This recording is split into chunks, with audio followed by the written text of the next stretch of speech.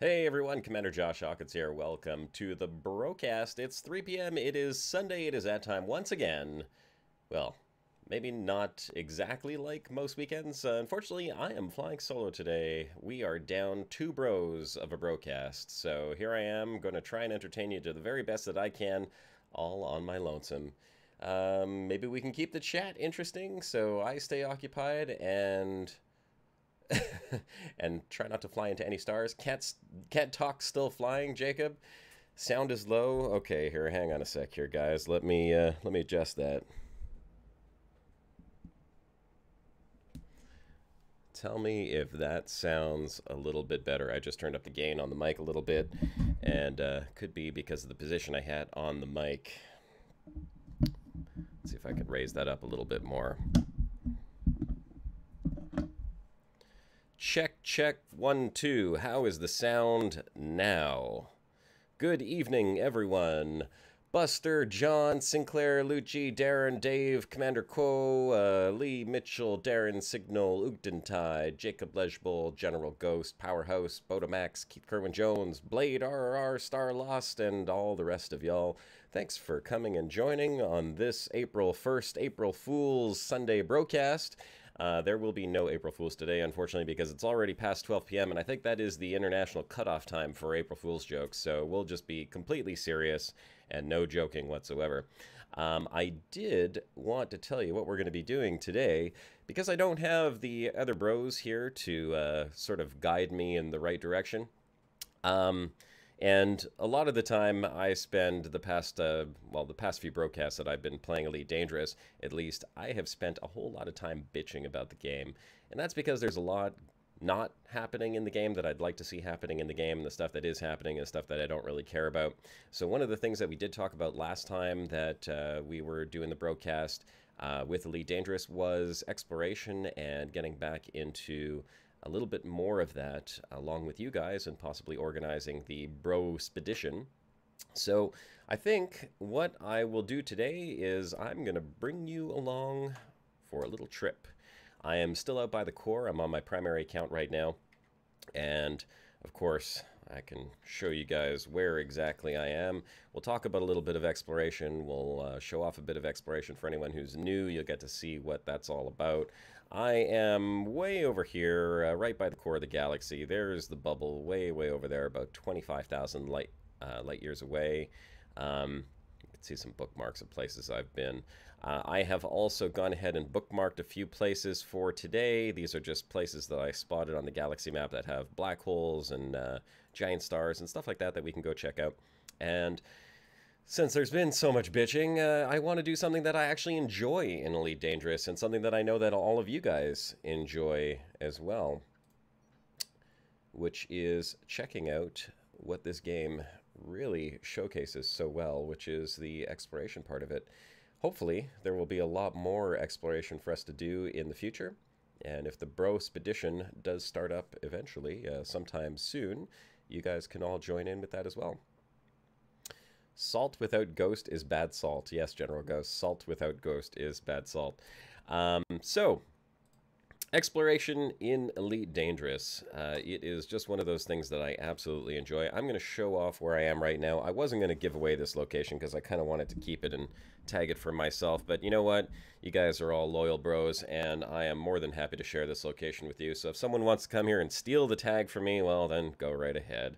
I guess, what can I do to stop you?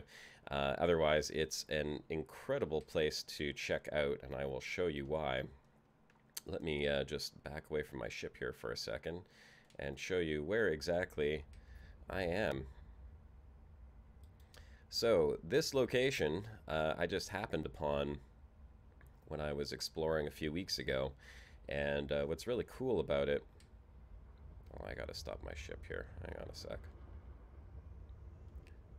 Did I turn on voice attack? Let me see. No, I think that's something I left off. Let's turn voice attack on. Stop engines. Space break. Let's see if that actually worked. No, it didn't. Of course it didn't. I think that voice attack bindings got all messed up with one of the more recent updates. But here, let's go ahead and show this off.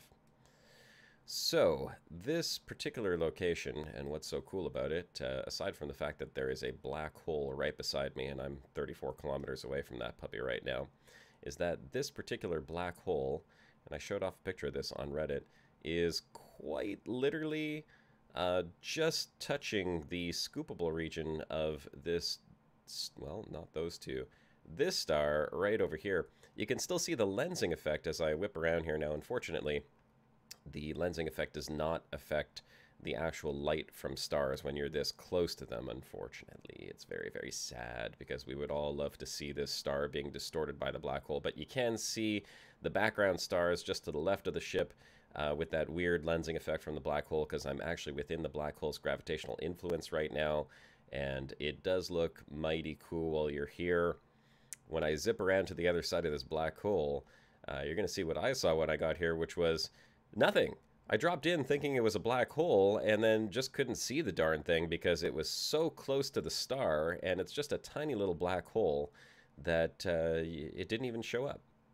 So here it is, black hole next to a Class A star. And the two in the background to boot, which made it kind of a really nice scenic shot. So we'll fly around this a little bit and check it out. Astra, can you hear me? Yes, Astra can hear me. Gosh. It's so weird not having the other bros here, I gotta say. It's awfully quiet. Alright. Looks like a space donut. Yeah, I think that's pretty much what every single black hole looks like. You know, I'm not particularly crazy about this effect that the black holes have. I'd love to see, like, proper accretion disks, because this black hole would most definitely be sucking material off of this star. I mean, they're right next to each other. So here, let's get back in the ship. Let me swing this puppy back around here. I don't know which direction I gotta fly so that I don't burn my ship up and maybe become Commander 20% in the process. Yeah, I'm kind of caught between a rock and a hard place here. Let's go... Well, either way we jump out here, we're going to be jumping towards something, so let's go this way. Let's see what happens. Yeah, already overheating. This is very, very dangerous. This could be the end of Commander Josh Hawkins right here, ladies and gentlemen. I've turned off my FSD, but I'm still cooking. I think I gotta fly away from this star first, or from this black hole. Maybe I'll get a little distance between me and the black hole, because I'm sitting at 98%. Yes, temperature critical. I think I've turned off pretty much everything too. Here, let's turn off the frame shift drive, and hopefully that cools us down a little bit. I didn't think about what would happen when I dropped in on this black hole, by the way. I knew there would be a way out, but I didn't necessarily think about whether that way out would include me losing half of what's left of my remaining hull. Amazing discovery, yes, Nabil. Amazing death trap discovery. High wake out? Will a high wake be better? Oh, I kind of wanted to show off the general vicinity here, but maybe a high wake would be the best thing to do. Okay, well, first I'm going to fly away from the black hole, and just to get a little bit of distance. I was 34 kilometers away from it. Maybe if I get a little further away, it will save me a little bit of woe. And what have I done here? I have bookmarked a couple places nearby. Where's the close one? Here's the close one. Just some other black holes and giant stars that I identified on the galaxy map that we can jump to and maybe check out. See if there's anything else cool here. So let's go to this one first. This one is definitely closer. Let's see now if I can manage to high wake out of here without burning myself up, because I don't have any heat sinks on this thing. Okay, let's turn the frame shift drive back on. Could we turn anything else off? pretty sure... Well, I don't need the cargo rack on. Well, I guess we can't turn that off anymore. Let's turn off the advanced discovery scanner. Oh gosh, we can't turn anything off? How come you can't turn off an advanced discovery scanner? That doesn't make any sense at all. Alright, well, here goes nothing. Let's see if we can get away from this star without blowing ourselves up. How much heat are we going to take? 80. Oh god. It's going to be dangerous, ladies and gentlemen. The system of death. Venus Josh Trap, yes. That is exactly what's happening here. I don't know how I can get out of here without taking any damage at all. I feel like I need to jump out, but a high wake is probably going to hurt more than just engaging the frame shift. So let's see if we could do that one first. Let's unlock the destination and try this. Okay, here goes. Yeah, that should work. There we go. Without burning up the ship. 93, 96. Oh, we're going to take a little bit of damage, but just a tiny little bit. Look at that, still 41%. Hallelujah. Praise the Lord. And there we go. Okay. At least now I can kind of show this off a little bit without risking too much of my hull. So where is that nasty beast? See? It's already invisible. I dropped into the system. I was like, I could have sworn there was a black hole in here somewhere. But the damn thing is just so tiny, and it's so close to this star that you literally just can't see it. It's there. We know it's there. You guys just saw the darn thing, but where is it exactly? Let's take a look here. Let's see if we can even spot it when we're in frame. Super Cruise, there it is, right there. So that's the primary star too, is that black hole right there. So I dropped into the system, I was like, where in the hell is the black hole? We'll do a flyby. It's really unfortunate that you don't have any type of accretion disk, because this would look fantastic. Anyone who wants to bookmark this system for themselves, there you go. Chew me. That one day, hopefully, maybe in Q4 of this year, we'll have an accretion disk around it. But that is by far the closest I've ever had a black hole appear to a sister star. Alright, let's get the hell out of here.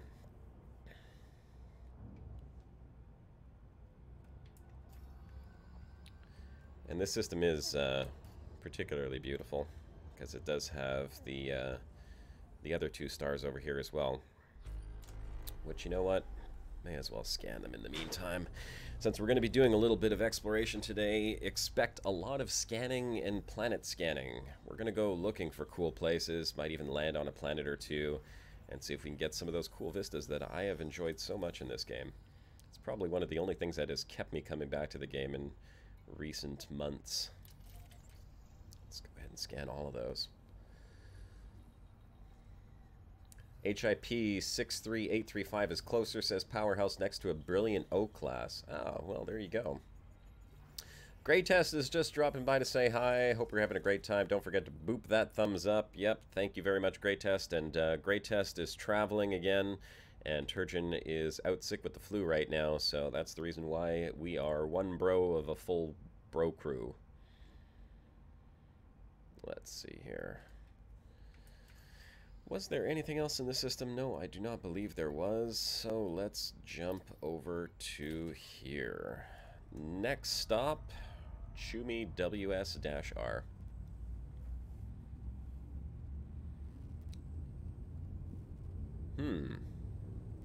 O class, I do say. Another Omar.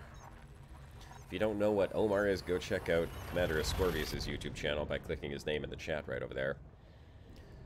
And, Scorb, if you want to put the name of that particular video, was it called Omar? Omar the Star, or Omar? Fantastic video.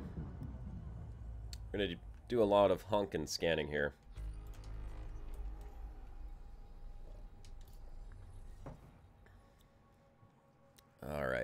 And this time, nobody can bitch at me for checking out... Oh, look at that. There's a 10 million outer radius ring on that planet. That one could be within the rings, actually. We're going to go check that out. Nobody can bitch at me for wanting to go check out all the planets in these systems. So if we see an Earth-like or an ammonia world, we're going to go check it out, guys. We are not going to skip over them this time. Because that's what exploration is all about. And you know what started this whole gig, this 2-year show that we've been doing now, was exploration. So I guess it's fitting that that's what we're doing on a day when it's just me here. Let me turn that fuel scoop back on, turn that back on, turn that back on.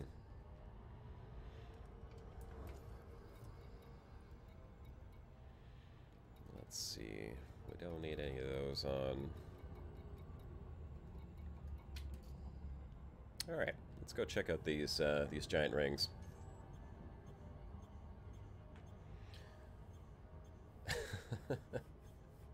Nightbot smells of hamster. I could figure out how you know what Nightbot smells like. I think I would know a little bit about you. It's a hell of a nose you got there. Okay, back to the good old exploration. Anyone want to update me as to what's been going on in the bubble? I saw that Aegis had constructed a couple of new bases, I think, or megaships or something. Anti-Thargoid megaships is what I was reading. Or, you know, we could do for a little bit of company. I could check out the talking Galnet. Yeah, let's check this out. Independent pilots respond to Thargoid revelations. Following the recent Aegis report... I mean, this is kind of the way that they want you to get the news nowadays, so... Detailing the Thargoids' history, many members of the Pilots Federation have made public statements. Everything is different now, said one commander. It was disturbing enough when the Thargoids returned, to find out they've been around for millions of years, and that even the Guardians had trouble stopping them. It's like being told that the ancient gods, the vengeful ones who smite from above, were real all along. Other pilots had more practical concerns about the impact on the galactic community. What worries me is when they start up their strip mining operation, which seems to be on the cards, said an experienced trader.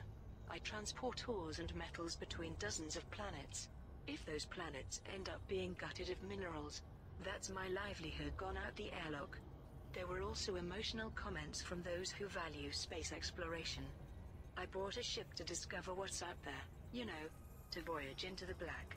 But now, knowing the Thargoids were there long before us, and might have infested anywhere we go. The black's theirs already, it was always theirs. However, one seasoned commander struck a belligerent tone. All the Aegis report tells us is that these alien scumbags can be beaten. The Guardians did it once. The alien Now scumbags. it's our turn. I've fought the Thargoids in the Pleiades, and I know they're not invincible. With Aegis's new weapons and now their megaships, we can make those insects wish they'd stayed in their hives. Weak in... That's interesting. It's the first time I've actually listened to a full report by Galnet Audio. Here is the planet. Now, it looks like this is going to be one of those ones with the invisible rings way out at 10 million kilometers, because a 10 million kilometer radius ring system would be way, way beyond what we're seeing over here, which means that they're probably very low density. Let's take a look at that now that we're here. Check out how dense those rings actually are. Outer radius. Well, it says it's pretty massive. Certainly not the most massive I've ever seen. Like this one here, you got, what, 6 trillion megatons or metric tons, and then this one here you only have 630 billion. So yeah, it's a very low mass ring system. Even though it's really big, it's there, you just won't be able to see it, which is unfortunate because 10 million kilometers like that, that would span out way beyond the orbit of this little planet over here. But let's take a look. It looks like that planet is orbiting on the same plane as the rings. Yes, it is. So we won't really get a good view of the ring system. All right, moving right along then. Let's go to our next destination. For those of you in the chat who don't do a lot of exploration, which I don't imagine there's too many of you who haven't, anyone in the chat never gone out on a long-distance exploration trek? Let me know. I'm kind of curious. Yes, General Ghost. I wasn't sure what she said that they were, transporting in that Galnet audio. It was... Ores? Was it ores, is what she said? Or was it horse? Oh, here we go. Here's another very close orbiting black hole binary. This one's not quite as close as the last one, but let's scan this one anyhow. And what do we got? Just a black hole and a couple of stars.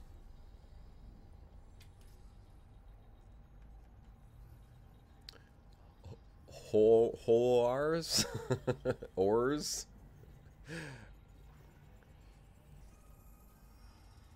1.1 million light years traveled, Ablative. That is a decent amount of light years traveled.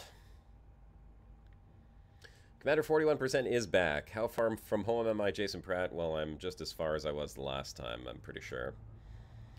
I am no closer or farther than I was the last time, because I'm only making very small jumps usually when I'm flying around here. It's more for exploration. I like exploring the core. There's a lot of really cool things to see. If I move away from this star a little bit, you'll see how bright the backdrop lights up. It's quite interesting. And while we do that, let's take a look at how far we are to the next bookmark. Okay. There were some giant stars I had bookmarked here, so let's go check those ones out.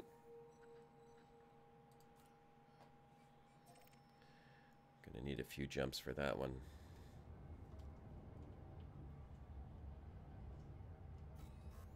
Resender is going to be arriving back at Beagle Point on May 5th. How many times have you been there, Resender? Me, 0, unfortunately.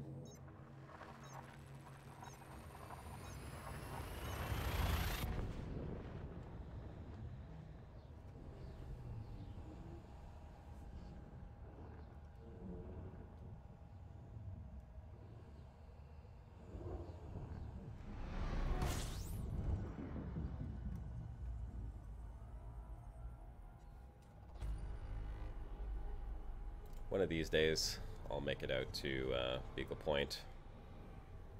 So I say. I don't know if I'll actually get there, ever, really. Maybe that'll be the last thing I ever do in Elite Dangerous.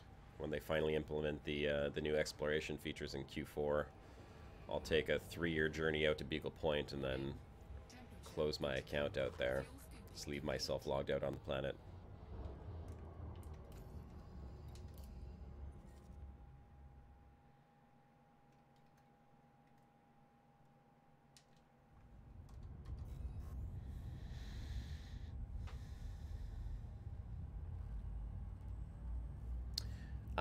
No, Ablative, I wasn't on Distant Worlds, actually. I started my own exploration journey just a few days before the Distant Worlds expedition took off, and I had decided to go off on my own.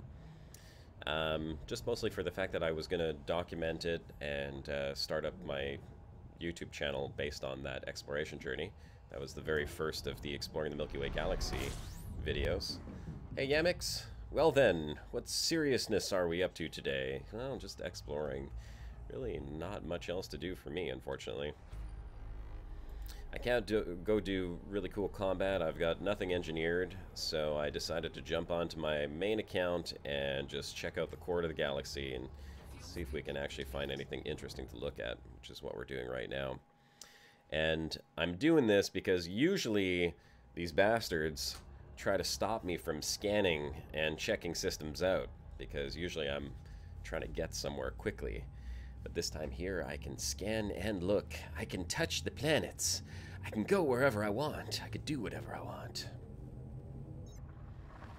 Well, Josh, if you want to combat, says General Ghost, yes, I know. I can always multi-crew into General Ghost ship and go ahead and do that.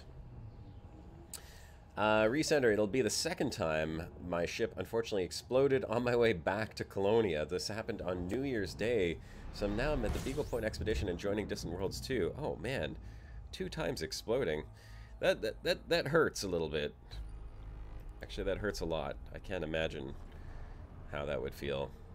Well, I can, because I've come very close to exploding myself, as you can see from the 41% on my hull. But it actually happening would really suck. Mind you. I mean, whatever. It's just virtual credits, right? It's not like I needed the credits for anything anyhow. Hopefully we don't die, though. And hopefully we stay 41% before the end of the show.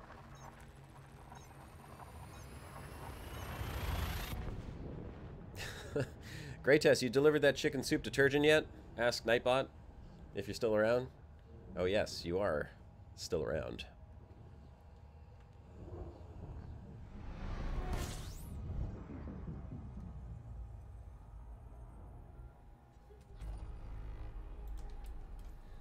Come on, RNG. Show us something cool. Nothing here. You know, I was going to jump back into Astroneer again for this stream, just because I figured you guys could come and join me on there.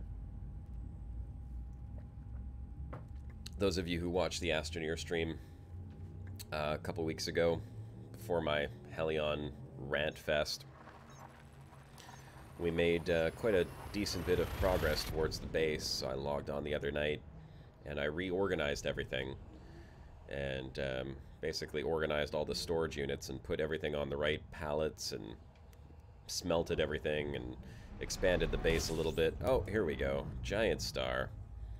Alright, maybe if we're lucky we'll get a little planet close to this one. 13 new objects. Could we have something close? Oh, look at this. Well, close orbiting binary. Not too far. These two are really close. Only 0.2. Well, let's go check this out. Haven't seen a giant star in ages.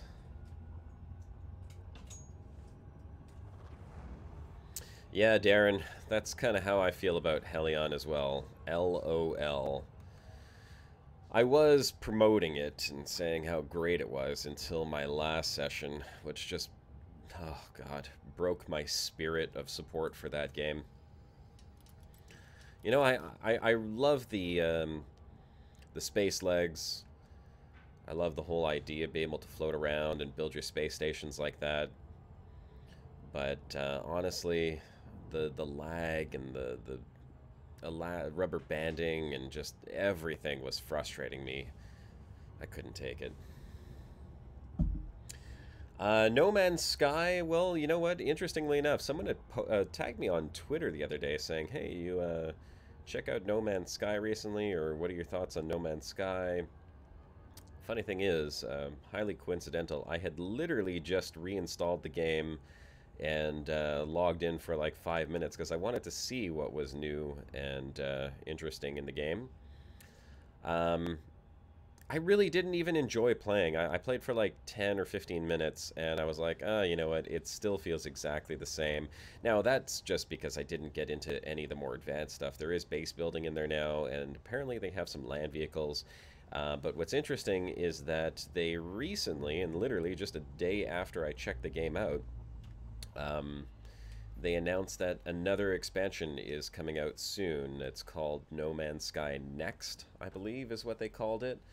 And basically they gave away nothing about it. I'm wondering if it's going to be multiplayer, like actual multiplayer, and not the hovering light multiplayer that apparently they have in the game right now. But it will be available on the Xbox One X, which is semi-interesting, even though I don't have one. That's a console I would love to get. So here we go. We've got two close orbiting binaries going around a giant star.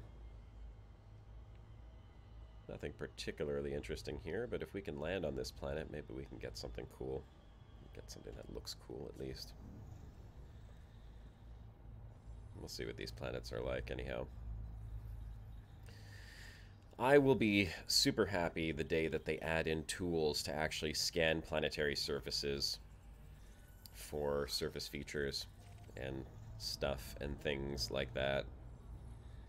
Because I can't tell you how many hours I have wasted flying around on planets looking for surface features only to find absolutely nothing at all. It's terribly frustrating. You know, these aren't as close to the star as I would have liked. I was kind of hoping that we would get something really, really close. Iron magma volcanism on that one. Iron magma volcanism on that one. 1.2 Earth masses. 1.9 Gs. Well, they're landable. Let's see what these planets even look like.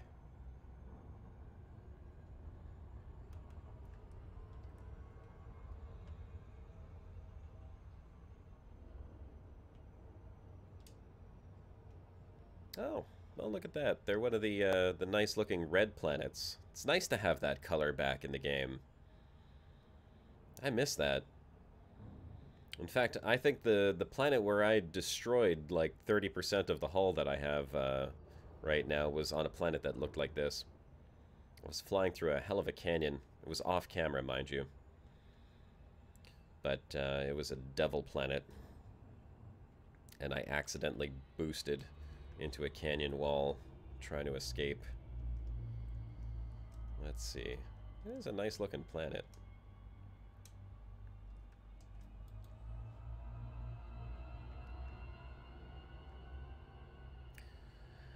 Oh, I miss, you know, I hate to say it, I miss the old debug camera. It's really cool that you could do these like fly arounds with the camera now and have so much more control over it, but there was just something that I used to do with the debug camera that anyone who was making videos back then knew, which was like you turn your ship at a particular angle and then you hit the debug camera and it would just keep flying in that exact same angle. So you could rotate around a planet super easy without having to reposition cameras and do all this crap. And yeah, we're not going to go land down there. We're going to go over to the next star on the galaxy map that I bookmarked. Let's see what we can spot there. And was constantly expecting Xenomorph to appear on the Reclaimer at any moment. Are we talking about the big ships, the mega ships? Powerhouse 3% till trade elite. Come on, shieldless cutter. The Imperial party bus is going to get me first. Well, congratulations. 3%. You're very, very close now. I was saying earlier that I don't think I will ever get elite in anything at the pace that I'm going. Here is another giant star that I spotted. Let's go to this one.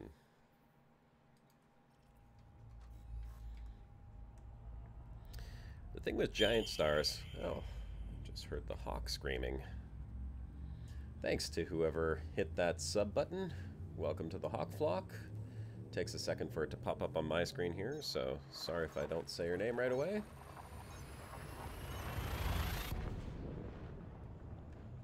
Actually, I don't see it pop up at all. That's weird. I heard the sound, but I don't see the eagle popping up on the screen, but thanks for whoever joined in. There we go. As I was saying, the thing with giant stars is it's kind of hit or miss. Sometimes you get a giant star where there's absolutely nothing in the system. Other times you get one that has planets right next to it, which are by far the coolest ones. Here we go. Let's see. 460, 477. Okay. Well, if these ones are lined up close enough, we might get a cool little vista there. Again, not quite as close as I've been looking for. I've been hunting for a planet that's like quite literally right beside the giant star because you get some amazing shots from that. General Go says, anyway, Josh, Avoyant Combat update is out. You should go... you should get some free time to play it so I can show off the good parts of the game, not the boring ones twice. Yeah. I was checking out some games that I could possibly play today. I was looking at Surviving Mars again. Just hard to justify spending $45 on a game that I'm not sure if I'm going to like. I do know that we have a couple of the bros that do play that game, though. If you play Surviving Mars, I'm very curious what your thoughts on it are. Since it is a single-player game, not typically the type of game that I would play, but it does look very cool. Actually, it's a bit deceiving, really, because it looks cool, and yet it's kind of hard to tell if it's good or not. It looks like a SimCity type of game, but the trailer for it, they make it look like there's a little bit more to it. I will say I like the layout of the bases that they show off. It's nice to see these beautiful moons and planets back in the game again.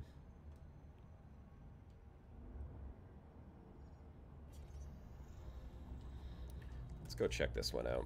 This one's got a very interesting surface. Looks like it's got some canyons up at the top there.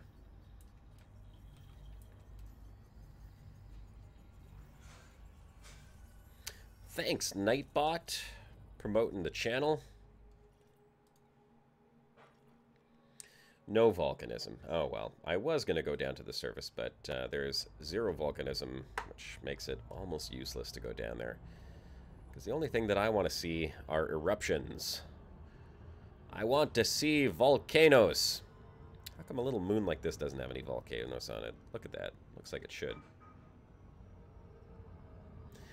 You know what? I do want to go down there. I want to check something out.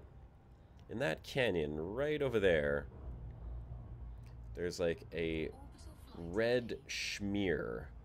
And since they've got these new surface features, well, not new surface features, but the new surface detail, I want to see if it actually holds up as you get right up close to it and how detailed that actually is when you get down to the surface. This is a cool looking canyon on this otherwise murky red brown planet. Got some very nice details on it. It's a schmear. You don't know what a schmear is? That's a schmear right over there. Lots of red schmears.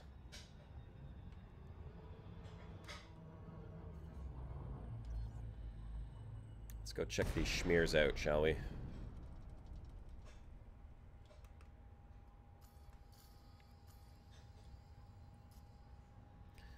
Wow. The up-close detail is actually not too bad. Looks quite nice down there.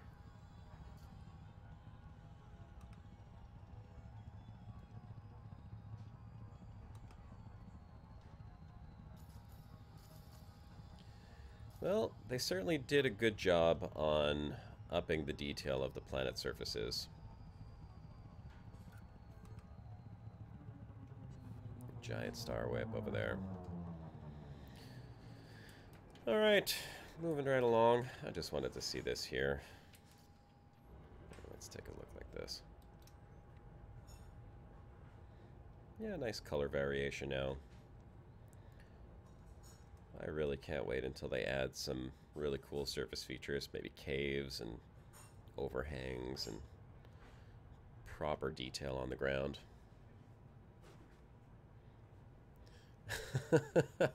Commander Corvus, Corax Nevermore. Schmear, that's when a booger doesn't flick and you gotta schmear it on something, right? Yes, that is absolutely correct. Oh my god. You'll often see those on the inside of the men's bathroom stalls. Lots of schmears. Because apparently that's a very popular place to place your schmears. Don't ask me why. I guess when you got nothing better to do and you're taking a long bathroom break, you just go digging away. Seems like that's what a lot of people like to do. And then you leave your schmear right on the wall, proud as all hell, for everyone else to enjoy.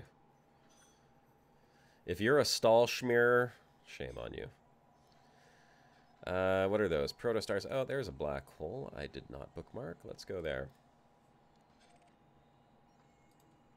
Let's go check that one out, shall we?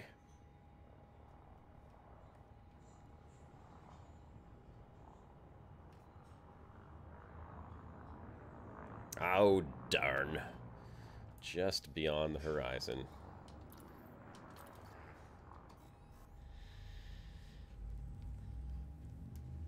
Starlaw says, I try not to use strange bathroom stalls.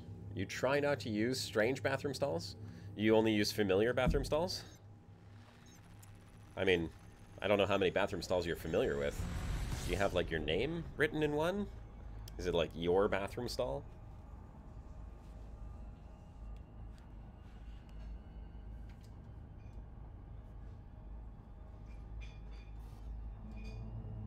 We are still mass locked. There we go.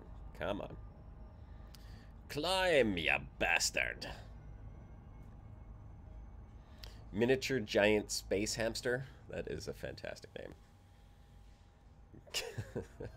Nightbot can't be toilet humor. No, that's true. You cannot.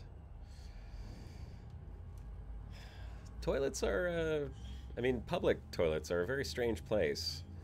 I mean, there's like the anonymity of what happens inside the stall makes it so that people change. I think people's personalities change when they're inside a public stall, because I mean, otherwise normal people, you know, do weird things in the stalls, writing messages and the types of messages that they write. You know what? I want to hear from you guys. What is the strangest thing that you have ever seen written inside a public washroom stall? No holds barred here, guys. Let's see what the strangest thing written ever was. Donut says, I have a sort of vindication to not use public toilets. Okay. I don't know if you guys are the type of guys that have to put down like 15 layers of toilet paper when you go into a public stall. I know some people are afraid that their ass is going to get like some toilet herpes or something, but you know, when you do that, I mean, just flush the paper. I hate when you go into a stall and someone leaves their 5,000 layers of toilet paper sitting on the toilet seat. Yes, your royal ass is protected with those 15 layers. Just flush the damn toilet paper, please.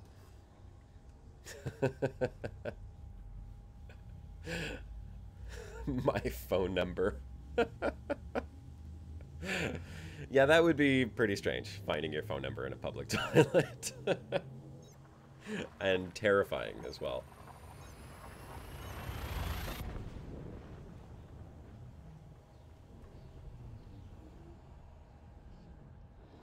Yes, I poo in public.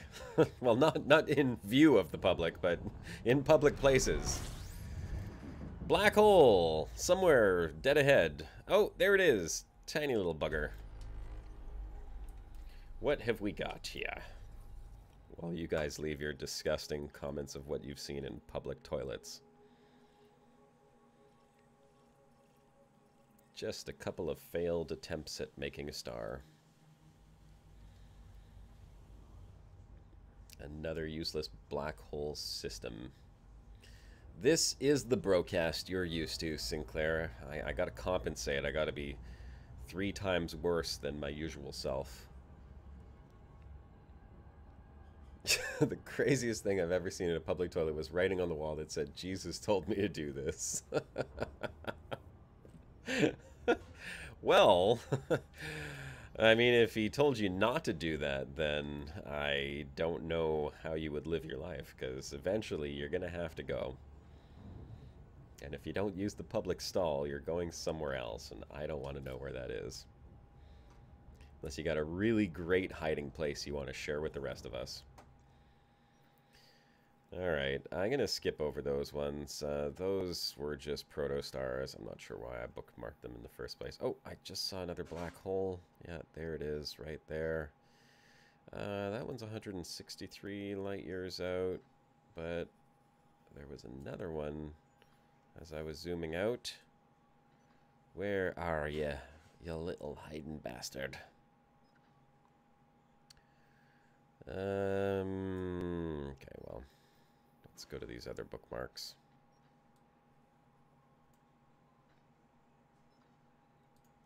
That was 116 light years.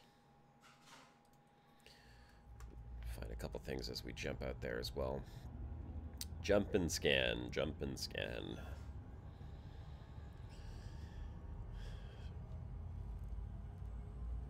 Turgeon Greytest, he went chasing after black holes. He's not quite right anymore. Come back! We need the banter. Yes, yes, it is very helpful when I have two other people assisting with the banter. You do know brown dwarfs are the late stage of a star after the main sequence, not burnt out, right? I didn't say they were burnt out. I said they were failed stars. And brown dwarfs? Are brown dwarfs late stage? I thought that brown dwarfs were failed stars. Stars that did not make it to the main stage. I could be mistaken in that. Would someone like to confirm those facts?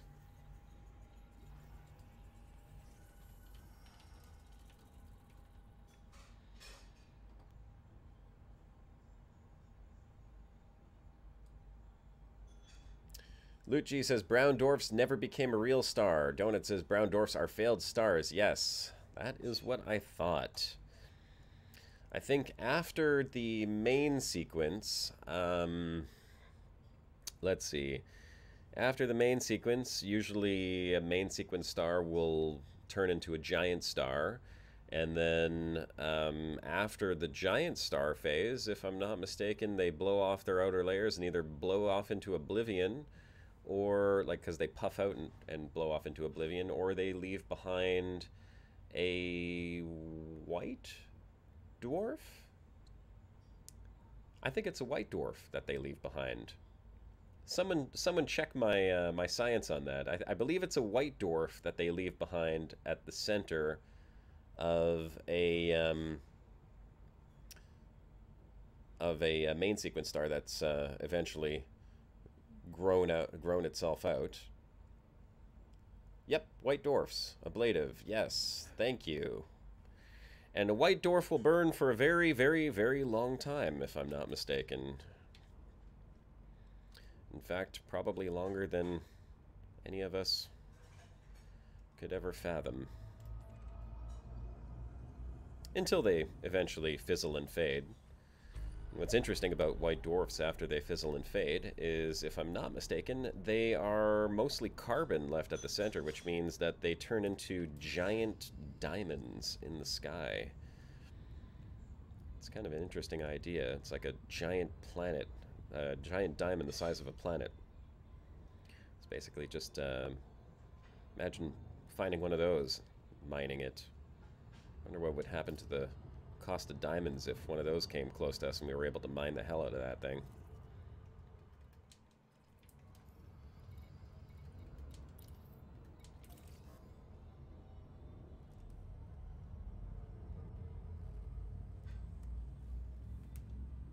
White dwarfs give good jump boost.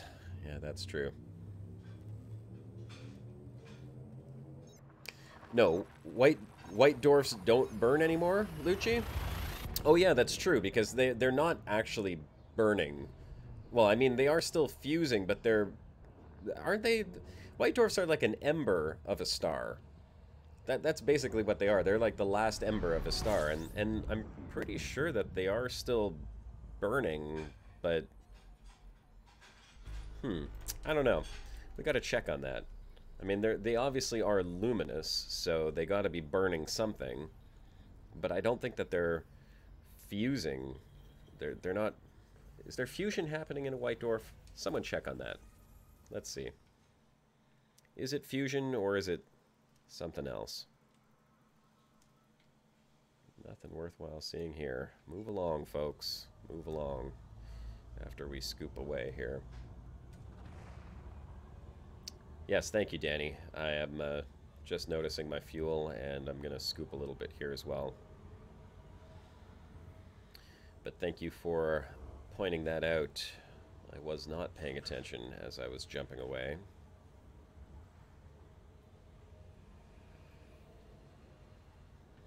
So who is going to tell me what is a white dwarf actually doing to stay luminous? Is there fusion in a white dwarf? How does it stay alit?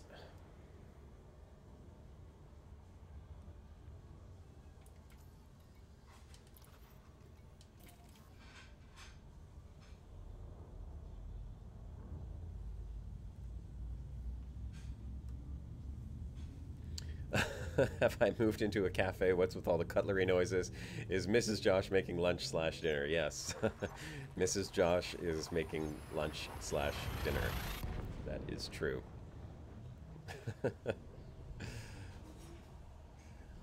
I could go ahead and close the door. They just radiate their leftover heat, so they are not fusing anymore. They're just radiating leftover heat. John Kicklighter, would you do us a favor then and tell us how long will a white dwarf typically radiate its leftover heat before it officially fizzles and fades into nothingness?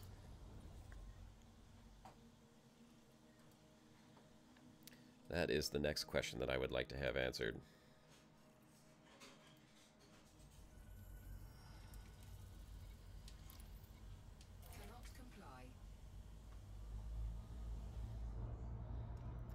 Diamonds are rock hard, baby. White dwarf don't fuse burn, they shrink with a CH. Kind of hard. Which raises temperature and then slowly radiate for a long time. Okay, got it. Yes, as Nightbot said, if you're enjoying the stream, why not show some love and tap the like button? Gosh, it is so nice having someone to say that for me. Thanks so much, and welcome to the Brocast. My name's Commander Josh Hawkins. I'm usually joined by Commanders Turgeon Starstone and Commander Greytest, but they are not here today. Greytest is traveling, and Turgeon is traveling in sickness, unfortunately. Hopefully he will be better soon, and hopefully I will have my crew back next week to resume the normal Brocast with all three of us. It's been a while since I've had to keep the banter up all by myself. I hope I am entertaining you. I hope you are entertained! If there's anything in particular you'd like to talk about, any topics, any games, feel free to leave a comment in the chat, and I will be happy to discuss it and bring it up as a topic of discussion for the rest of the people. Right now we are talking about stars. We were just talking about white dwarfs and correcting General Ghost in his false statement. That's right, General Ghost. That's why you combat and I science. What other stars are interesting? So white dwarfs fizzle and fade, and they simply glow under the pressure of their shrinkage. And neutron stars are an interesting star.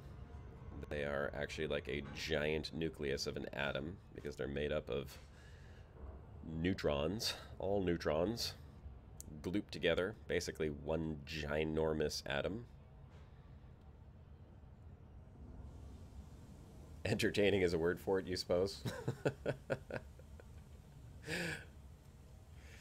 Yeah, I suppose it is a word for it. There's another word for it.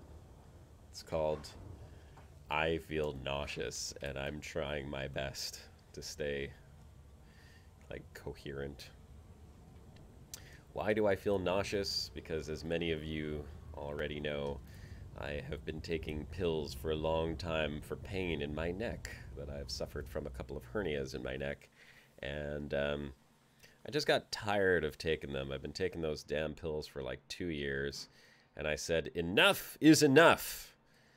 They were affecting my life in ways that I didn't really enjoy much. So I decided to wean myself off them, which I've been doing for the past 2 months.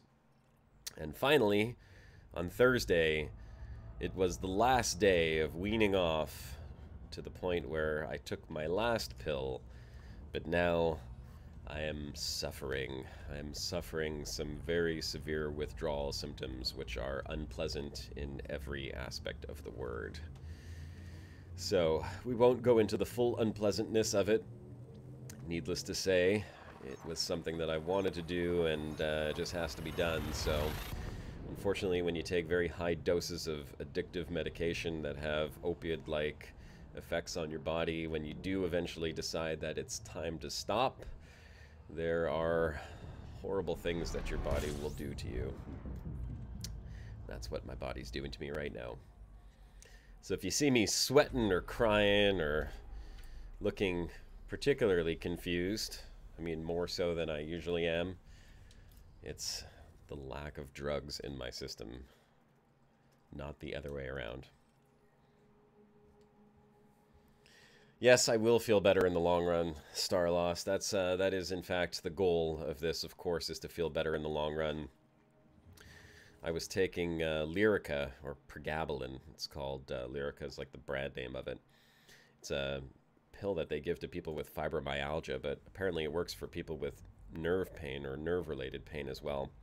And if you've ever had a herniated disc in your back or your neck, you can certainly agree that there is a considerable amount of nerve pain when the disc pinches on one of your nerves, which is what it was doing for me for a very, very, very long time.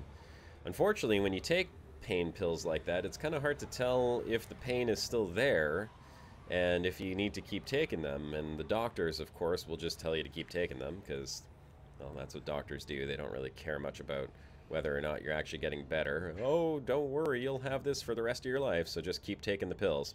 And the funny thing is, I went into the doctor a few months ago to say, hey, I'd like to get off the pills. And the doctor's like, you can't get off the pills. You got to keep taking them. And I was like, well, how long do I got to keep taking them? He's like, well, forever. You don't stop. So I was mildly irked by that. And when I left the doctor's office, instead of leaving with a prescription to lower my dose, I left with a prescription for a renewed dose as well as 2 other pills that were supposed to help somehow. So instead of taking less pills, I was taking 3 more pills every single day, which was just really annoying. So I stopped taking all of them. But Pregabalin is one of those pills that you got to wean yourself off. They call it tapering down. It's terrible. It's a horrible, horrible pill. My friend was telling me, he said his mom was taking those for fibromyalgia, and she had to go through to rehab to get off of them, and I can understand why. I've been taking it for 2 years. I was at 400 milligrams a day. It's rough, man. It's rough. I tell you, I've drinking a lot of water and doing a lot of suffering and trying to get through every day. It's rough. There's support groups for people trying to come off of these off of this medicine, because some people tend to get horrible things like suicidal thoughts, which I have fortunately not experienced any of. Let's hope that doesn't happen. That's rubbish. Change my doctor. Yes, Darren. Unfortunately, I don't have a family doctor. I am in line for one. In Canada, we have free healthcare, but getting a family doctor is extremely, extremely difficult because there's just such a high demand for them. Oh, hey, I did not see that. Is that an ammonia world? No, looks like an HMC. All right, well, moving right along. Extremely high demand for family doctors. Very difficult to actually get one, but you can put yourself on a government waiting list, and as soon as one is available, they will actually contact you and just say, hey, your family doctor is ready. So I'm on a waiting list, but I think if I recall correctly, the waiting list was like 2 years or something. So it's a pretty long waiting list. One of these days, they'll call me up. So for now, we take advantage of our free healthcare simply by going to the walk-in clinics. We got a lot of walk-in clinics, you know. Greetings, Commander Billy Gray in chat in-game. I won't be typing to you there, but if you're watching the stream, hello. Our walk-in clinics are pretty much what you'd expect from a free healthcare system. They don't cost anything, but the doctors just want to get you in and out as quickly as you can, because they can move on to the next person and charge the government lots of money. Get some marijuana, Josh, says Spatula. Well, Spatula, it will be legal in Canada sometime this summer. And aside from the fact that I am invested in the stocks, I do not smoke marijuana anymore. No, it's been a long time. And actually, you know, it's funny, though, because I did talk to my doctor about that. And I think the idea was to get some type of healthy alternative to taking the Lyrica, because even though I'm off the pills now, I still have a little bit of pain in that general area here.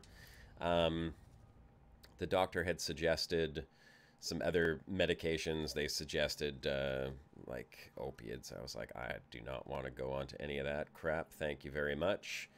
That's doctors for you. Here, why don't you just take these pills? So we talked about natural alternatives, and you can get, I mean, you can actually get THC pills and you can get CBD pills. I did try both.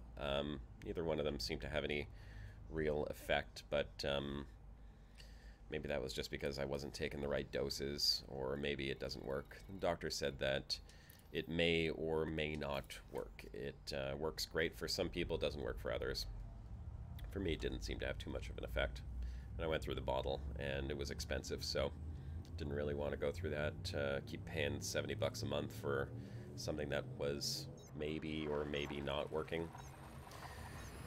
I might possibly try some natural alternatives once it's fully legal in Canada, since you'll just be able to walk into some store somewhere and go test it out. But the thing is, I like being, you know, aware of what's going on while I'm at work. I got a pretty involved job that requires me to be mentally alert. And I am not a teenager anymore, so I'm not going to be going down that route. Let's do some fuel scooping. What does the internet doctor say? Oh, CBD oil. Yeah, Spatula. That's actually one of the ones that I tried. I had tried some CBD oil. It's called NU Tears. Phoenix Tears is what it was called. By NU brand. NU. Like the letters NU. That's what I had tried. And yeah, like I said, there wasn't any particular... I mean, it was kind of hard to tell because I was taking the Lyrica as well, so maybe now that I'm done the Lyrica, I might consider giving those another fair shot, because maybe now that I don't have the rest of those crappy drugs in my system, I'll be able to see if the CBD actually does anything. And CBD does not have any psychoactive effects, so yes, you can take that and go to work. But again, it's expensive. It's like $70 a bottle for 30 capsules in a bottle.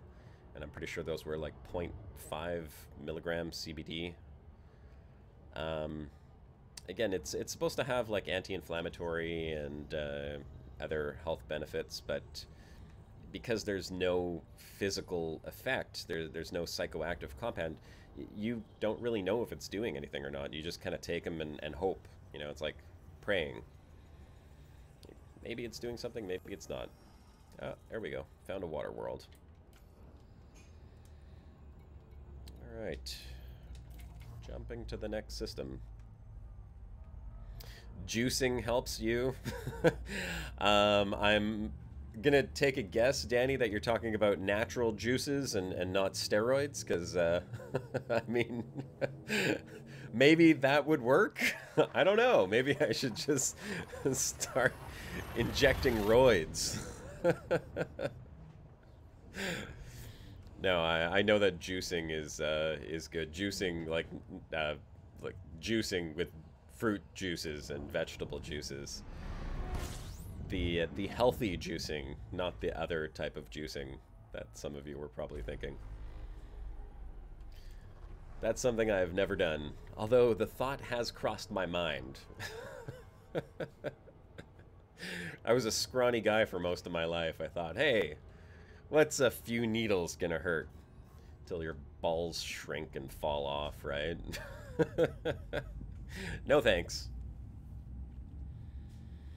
Steve, oh, you're trying juicing to help your fibro, as I'm sick of meds. Did you ever try Lyrica, Steve? Oh, here, hang on, I gotta read your comment above there. Have you tried juicing? Spinach, apples, lemons, fresh ginger, oranges. Do for 5 days to detox your body, but eat fresh food. Meat, veg, no sauces. Supposed to help flush toxins, trying soon. You know what? My wife cooks a lot of Vietnamese food, and we eat fresh fruit pretty much every single day, which is something I never did before her and I were together. I gotta tell you, eating fresh fruit every day sure keeps you regular. But it's delicious. I love fruits, and it's one of those things I just never went and bought on my own. Her being from Vietnam, they eat a lot of fruit, so it's great eating fruit again.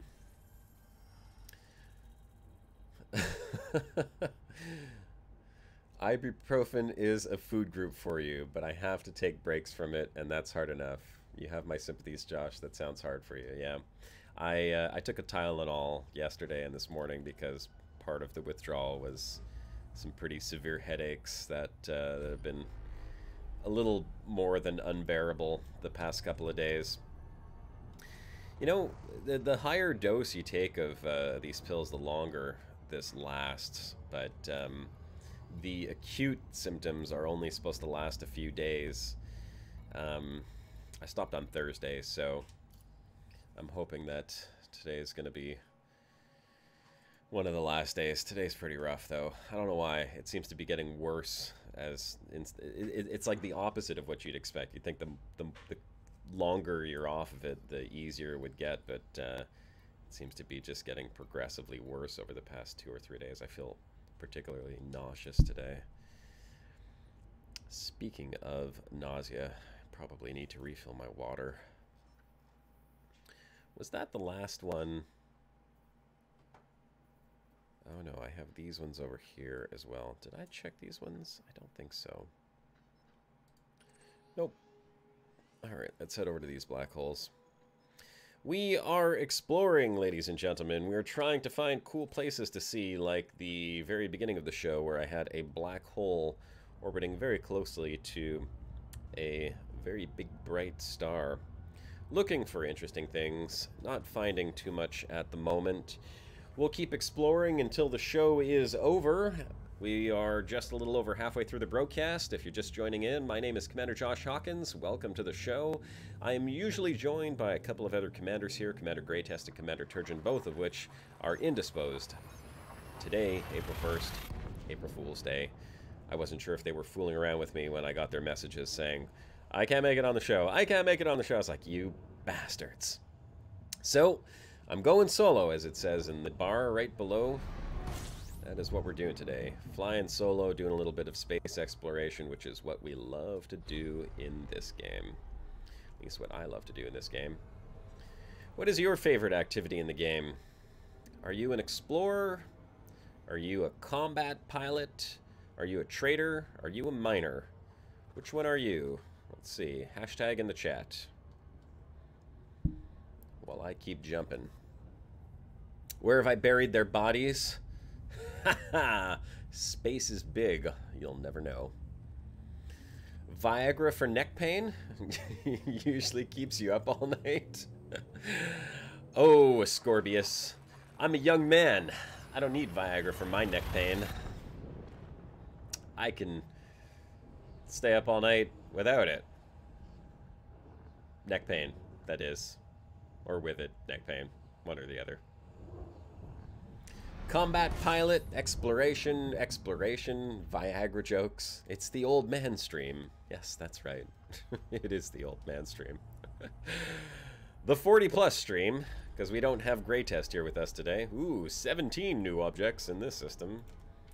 What in the hell we got here? Come on.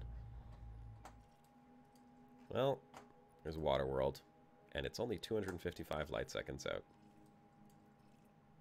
I think we'll go scan it. 'Cause...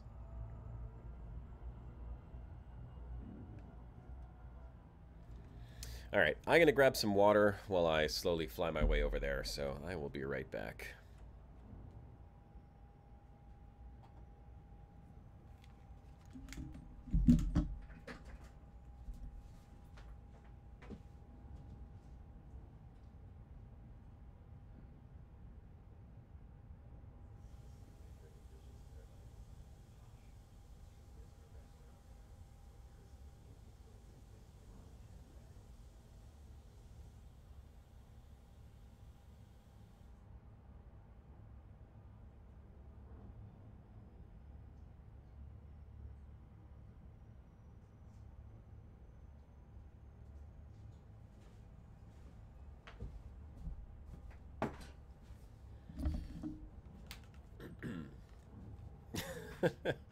April Fool's Day, quick, everybody hide.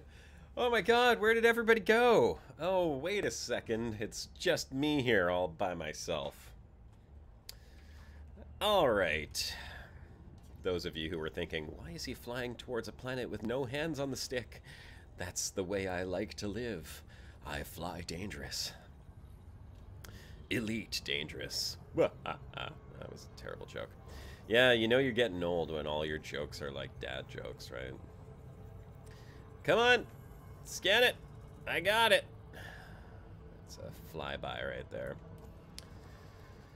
Alright. Locking and engaging. Where to next? Go Nolo.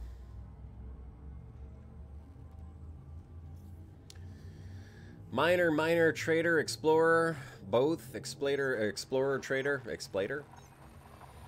Exploration pioneer, 11%. Minner. You guys are minners. Assault ship, battering ram combat, powerhouse. Oh yeah, that's right. Powerhouse and his battering ram assault ship. You know, I'm not scanning terraformables. I don't know why. I should be. Just doesn't seem like I'm getting a whole lot of interesting planets here. Oh. HMCs. These are probably all terraformable, but not worried about them. Let's go next. Cannot comply. Your target is obscured. Oh, come on now.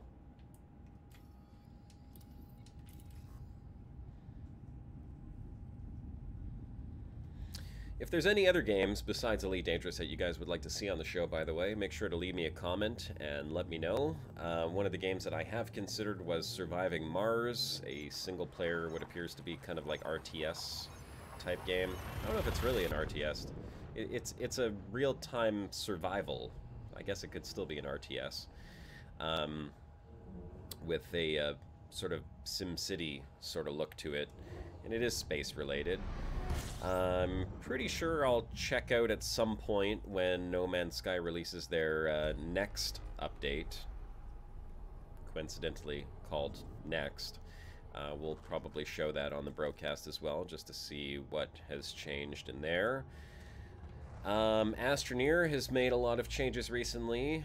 It's one of my favorites to play when I'd like to unwind, and I have also played a considerable amount of PlayerUnknown Battlegrounds, although I don't often play that on the show.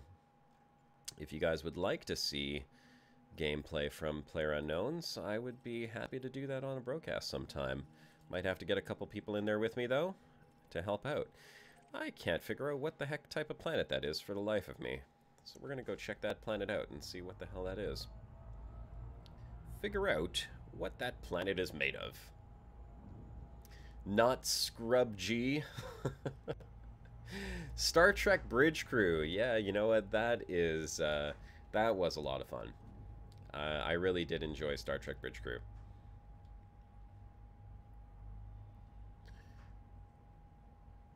What are you guys saying here? Powerhouse was safe because we were there, making fun of a voice.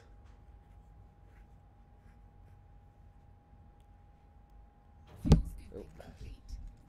Surviving Mars, good game, says Sinclair Research. Okay, interesting. PUBG. Okay, you guys are guessing HMC and ammonia. Let's see.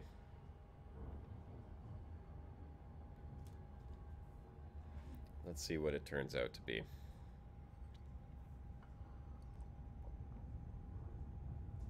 Would you guys say that Surviving Mars is worth the $45 to buy it? And is it stream worthy?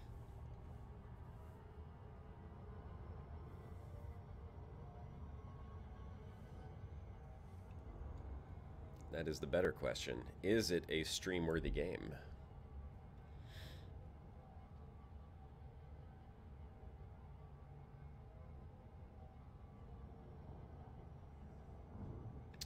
How about arranging a small Brocast community exploration trip to prep for Distant Worlds 2? That's something you will have to talk to Greytest about. He is kind of the organizer of the group. I don't organize anything. I just show up. I actually have zero involvement in the Brocast, as you can tell.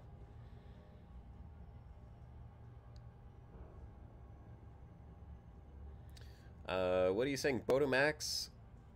Minnie's been streaming Surviving Mars? Interesting. I will have to go check out Minnie's channel and see what those streams are like. I'm very curious of the gameplay.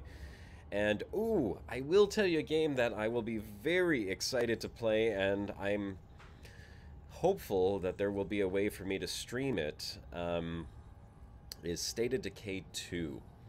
Now, I know that Turgeon was also excited about that, and I would probably have to pick it up on PC if I was going to play the stream. Oh, it is an Ammonia World. Look at that. Who guessed Ammonia World? Good job. I would probably have to get it on PC, although the people that would probably be playing it more often with me would want to pick it up on Xbox. So I don't know what to do, but I'm really excited for State of Decay 2. The first one was one of my favorite zombie games, has probably one of the best melee combat systems, and AI zombie in any zombie game that I've played. And I had a blast. It's basically like Walking Dead, the game. This is an oddly colored Ammonia World. I'm not sure if this is just because of the new planet textures that it looks like this, or if because the atmosphere appears a little different, but I've never seen an Ammonia World that has such a thick atmosphere like this. I want to take a closer look at this. It's really thick atmosphere. Wow, look at that.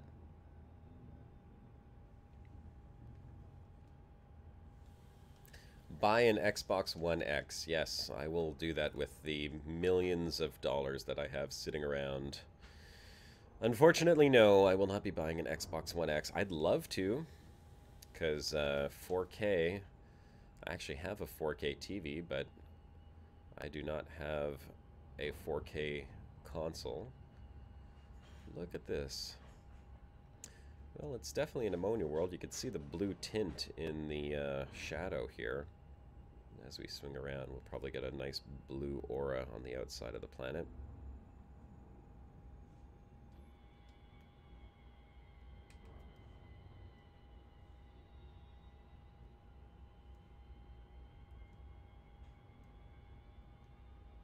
Let's see how she looks.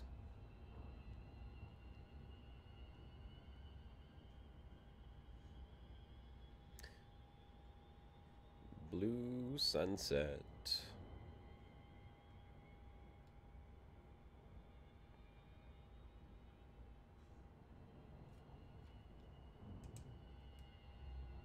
All right, let's see that blue sunset, shall we?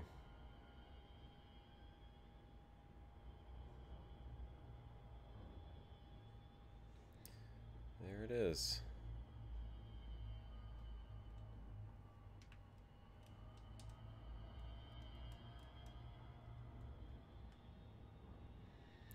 Yep. Interesting. Let's take a closer look at that on the system map. What does it say? Oh, it's ammonia and oxygen. That's why. With water geysers. Atmosphere type ammonia and oxygen. Interesting. Is it usually ammonia and oxygen for the atmospheres of these things? I don't really remember it being ammonia and oxygen. And water geysers. Well, I guess if they got oxygen on there, it's possible. No hydrogen. So how would they have water geysers? 190 atmosphere pressure. Holy crap.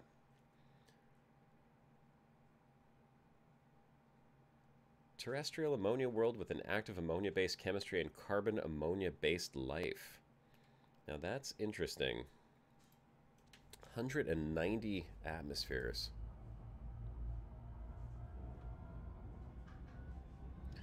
No wonder it's so damn thick looking.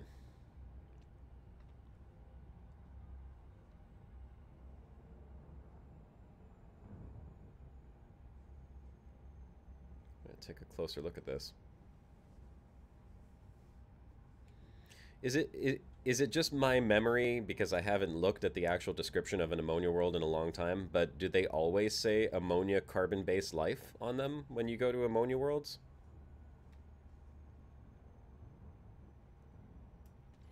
I don't seem to recall ammonia carbon-based life. Land. Oh, I wish I could. No lights. So whatever life is on this ammonia planet, it's weak. Primitive. But still really nice. There's a nice screenshot.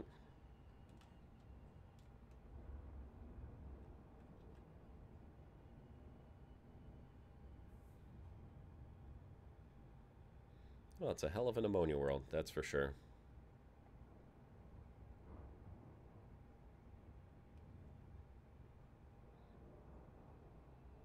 Yeah, I didn't know that ammonia worlds had life on them. I know the terrestrial planets, or Earth-likes, say life, but I've never seen an ammonia world actually say life on it. Not that I remember, at least.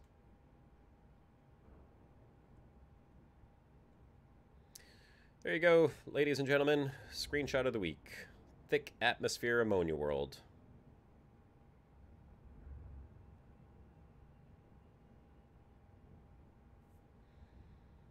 First one of the day. All right. Your ex probably lives there. Moving right along then.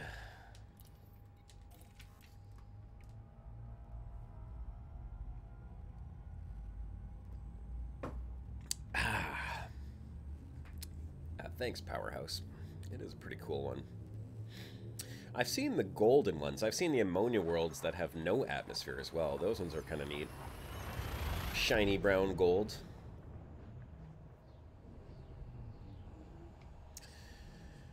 Dun dun dun. Oh, Path of Exile had a funny April Fool's Day joke this morning. I loaded up Steam and I saw that they were calling it Path of Exile Royale. I didn't actually download and see if they did it, but I think that they patched the game to make it into like PUBG style Path of Exile, at least temporarily. So I don't know if that's something that's only going to be today or if they're going to leave it as a game mode, but that's what people were saying, is that there's like a shrinking ring and you can actually fight other people. So kind of interesting.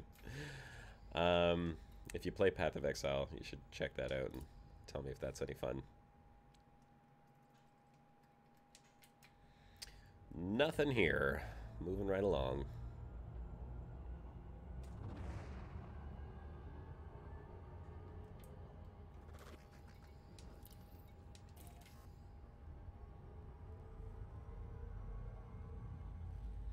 Thargoids are female?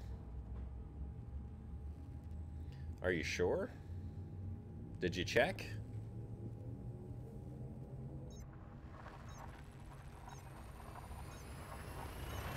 John Kicklighter says, I've found 40 plus Earth mass ammonia worlds with million plus atmospheric pressure. Holy crap.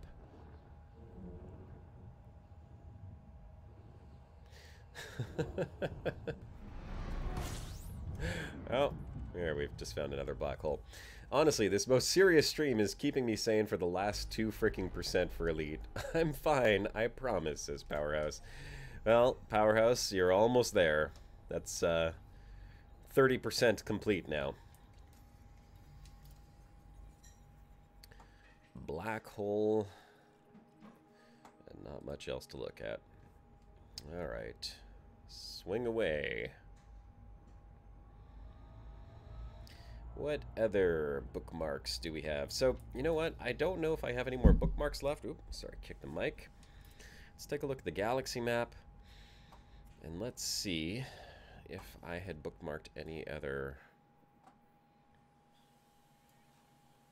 Oh yeah, these ones over here. Suppose we could jump on over there.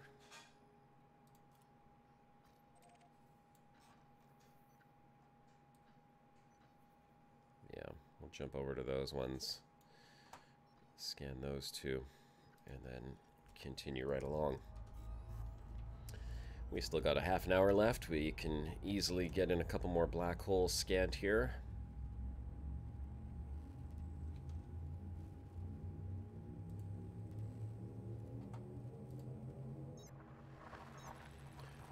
Star Citizen had a great April Fool's joke too. Their latest update. Ooh, ouch. The slideshow known as Star Citizen. Yep. Guys, Star Citizen is one of the games that you will not see on the Brocast until it is in a playable form. I've had bad luck with some of these non-playable games, and I don't want to bring you any more of those, honestly. It's just not worth it. It's an exercise in frustration, or patience, or both.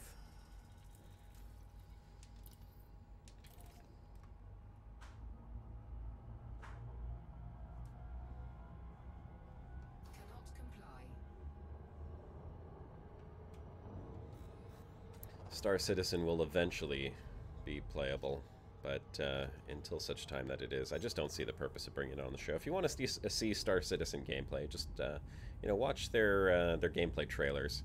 They do some pretty cool stuff with it, showing the potential of the engine, but you know, until you can actually jump in and do those things, it's just not worth it. I think Elite Dangerous will probably have all the features by the time Star Citizen comes out.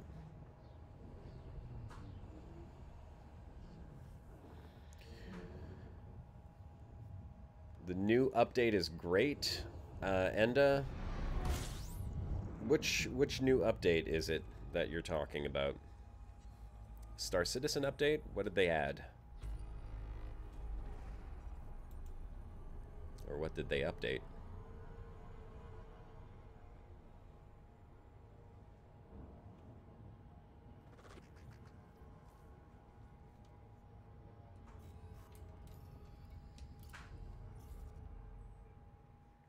Don't mention Hellion near me. No, please.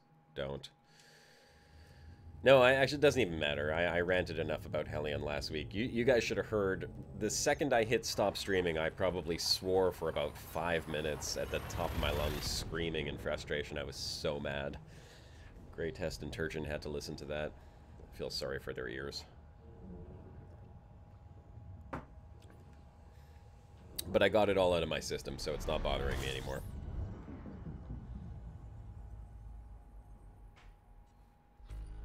.1 Star Citizen. Frames are better. Moons look fantastic, huh? I will go check out some other people's gameplay. Another game I'm excited about, speaking of zombie games, is DayZ is going to be releasing a major update soon. Again, another soon right there. I played DayZ when it was a mod of Arma, and fell in love with that game. Made some great friends there that I was friends with for a very long time. And then they started developing the standalone.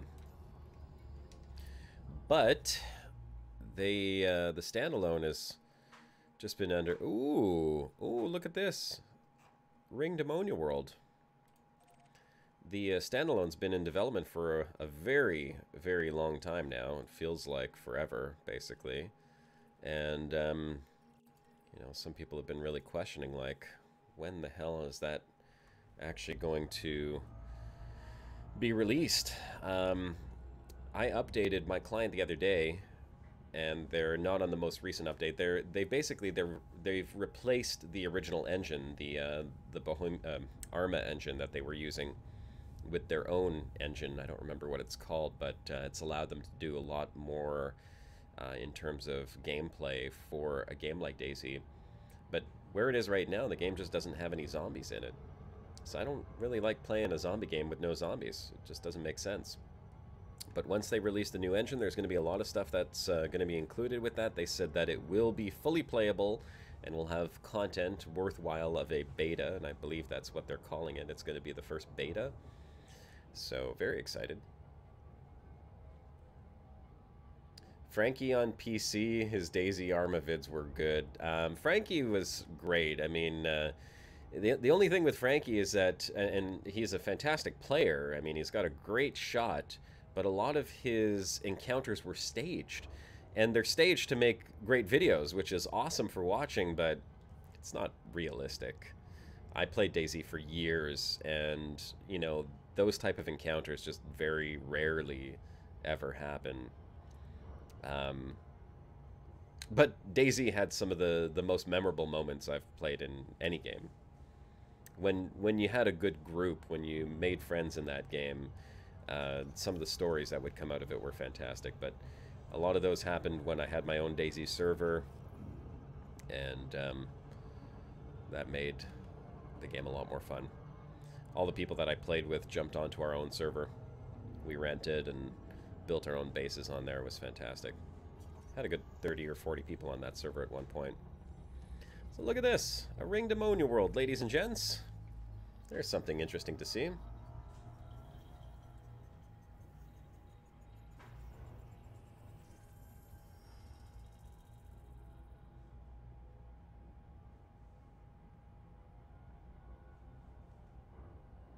Let's take a close-up look at this one.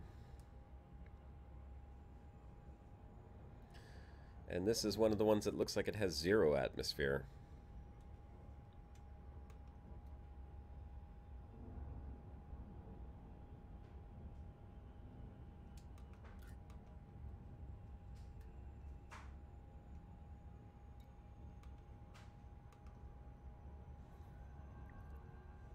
Yep. If it has an atmosphere, it's very thin. Always a beautiful sight, though. I don't think I have seen too many ringed ammonia worlds in my exploration.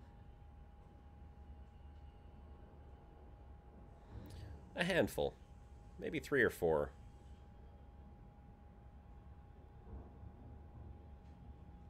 It's like ringed Earth-likes.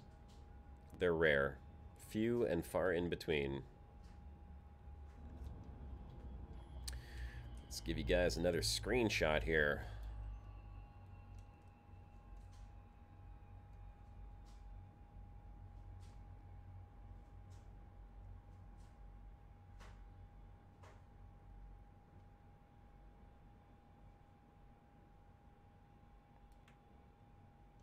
There.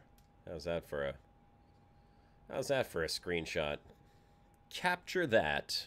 Oh, damn it. My asp just came into the shot.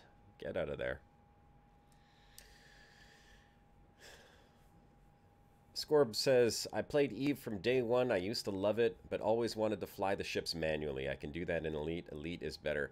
You know, Scorb, I played Eve, rather, from day one as well.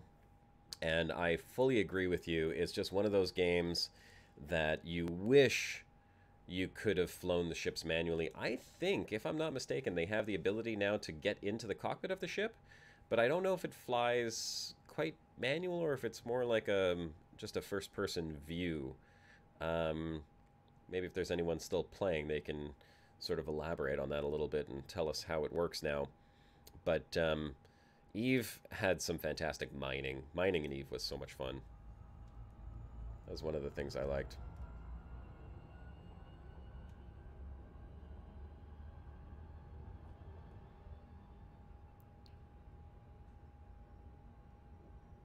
Yeah, X Series is not multiplayer. The X Series was a great game as well, or a great series, but oh, and one of them apparently has VR now, which I have not tried.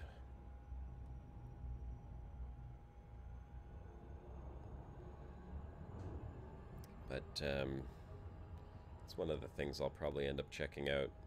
I want to check out Fallout in VR as well. Apparently that's available on Steam now.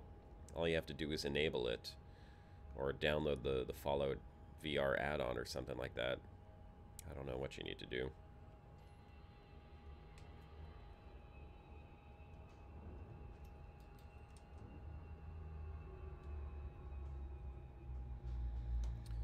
Ah, this is why I hate this new camera.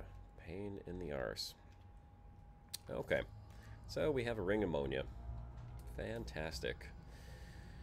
One more jump to Chumi OC-A.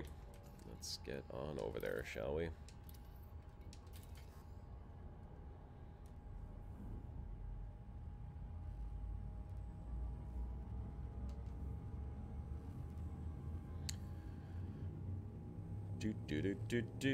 X Rebirth is shite. Played the VR version, waste of money. Oh, that's unfortunate. Well, I saw some of the graphics in the VR version. They looked a little cheese. Oh, you know what was interesting?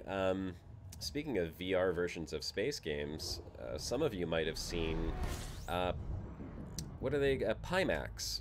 Pimax just put out a video showing off Elite Dangerous in their 8K headset, which looked really cool. They called it Through the Lens, and they were showing off some of the actual gameplay through the lens of the Pimax 8K. It does look very nice. I mean, the clarity was fantastic. It's kind of hard to tell, though, when you're filming with a camera through a lens, how it'll actually look like, if you'll get any of the God rays and other problems that you have with VR in Elite Dangerous with the Oculus.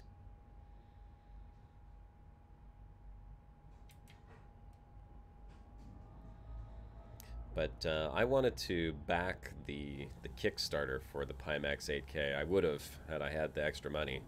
That's would have loved to have gotten my hands on an 8K VR headset. Just the field of view on that thing was enormous. It's like 300 or 400 degrees. I don't even remember how many. It just supposed to be almost no peripherals. Although they said that the people that I saw testing it and reviewing it, they said that it's not like, it's definitely clear, it definitely looks amazing, but it's not like the holy grail of VR that we're all kind of hoping for, you know, that holodeck type VR. We're not quite there yet, ladies and gents. Not quite there yet. But we're getting there. Things are getting better. VR is improving by leaps and bounds. And although Oculus has showed off their standalone VR headset, I don't remember what they call that one. It was like the Oculus Go or something. They haven't shown off like what the future of the actual Oculus Rift is going to be like, if there's a Rift 2 in the works. I mean, obviously they're working on stuff. They got to be working on something. The Vive just came out with a wireless version. The Vive Pro, I think, has a wireless version of it, which is like a huge step forward in VR technology. And Oculus hasn't made any big announcements on that yet. I mean, the way that I have my rig set up, the wires don't bother me too much, but even then, the wires are always there. It's always a pain in the ass. So wireless is clearly the next step for VR. And upped resolution is going to be a big deal as well. And then I think I saw something from Tobii, the guys who make the Tobii eye tracker, that were showing off some technology where they track your eyes in VR as well. And what they're able to do with that is to greatly reduce the amount of GPU that's being consumed, because by tracking your eyes in VR, they can actually put the detail just where your eyes are looking, and all the stuff outside of there, they can lower the detail down, which is going to improve the performance for low-end machines that want to use VR, or when VR is using stuff like 8K and 4K as well. So that'll be really interesting. Ready Player One. Oh, yeah. Starlost. Balrog says he's going to go see it tomorrow.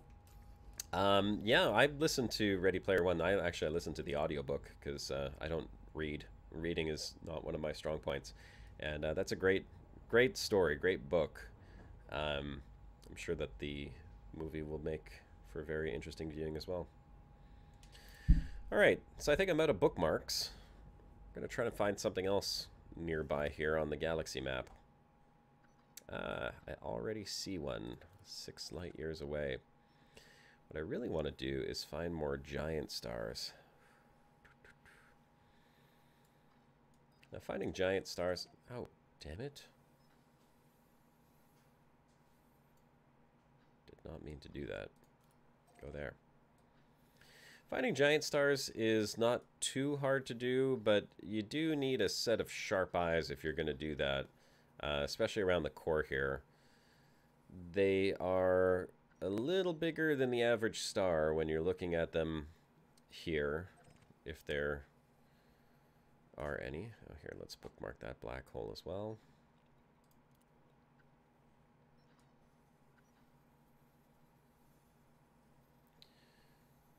But they're not super easy to spot. The more you zoom out, the more stars you're going to see on the screen too, which means you really got to look hard.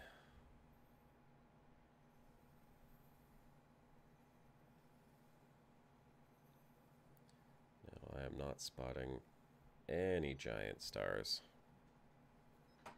Let's turn around and look down this side of the galaxy.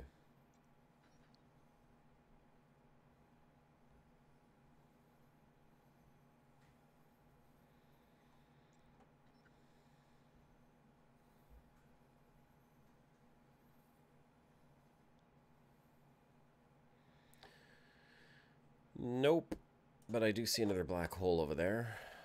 Let's bookmark that one. Okay, let's go to that first black hole. Holy crap! Commander Bob Dammit is here! Talk about creepy. I just look over and there is another player. Would you look at that? Well, hello there, Bob Dammit. Did not expect to run into someone way out here in the middle of nowhere. Smart man, brought some heatsink launchers. Good for you.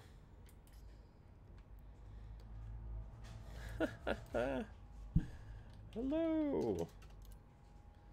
Talk about chance meeting in the middle of nowhere, hey? Is Bob on my friends list?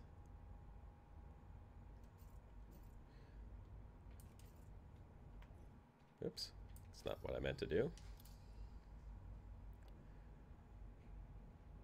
Is that how Bob's been tracking me? Oh, galaxy map going a little cuckoo.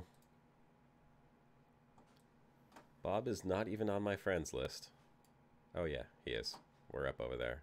Okay, that's how he was tracking me. Well, hi there. That's the first ship I have seen in a very long time. And a Sidewinder to boot. Bob's in a Sidewinder by the core of the galaxy. Good for you, Bob.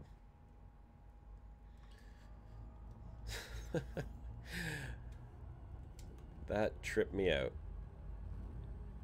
Was not expecting to see a ship when I came out of the galaxy map. Yes, I did check for weapons. Oh, yeah. I should ask for repair limpets. Hold on, let's see. Does Bob have any repair limpets? Fuel scoop. Cargo hatch. No, he's got no limpets. That's pretty funny, though.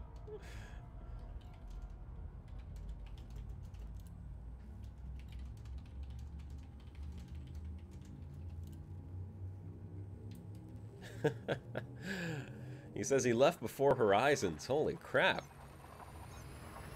Random space adventure. Go!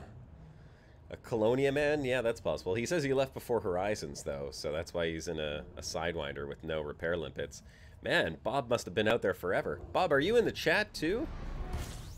Or were you just following me on the galaxy map?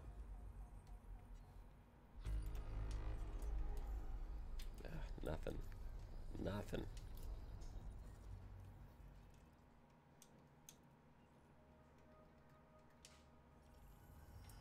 Now Bob's gonna steal all my tags. Go for it, Bob. Steal my tags. It's okay.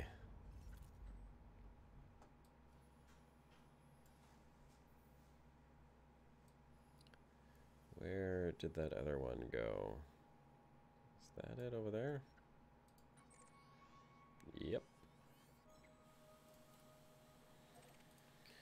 Alright. Jumping away.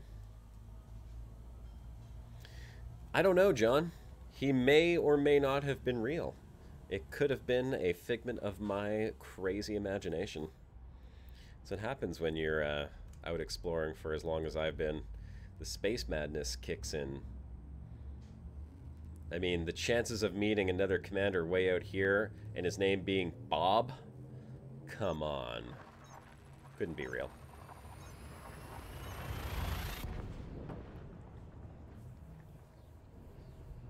Right, Ugentide? Yeah, everyone's like, Josh, who were you just talking to? Nobody. Nobody, I swear. Let's go ahead and do a little refuels.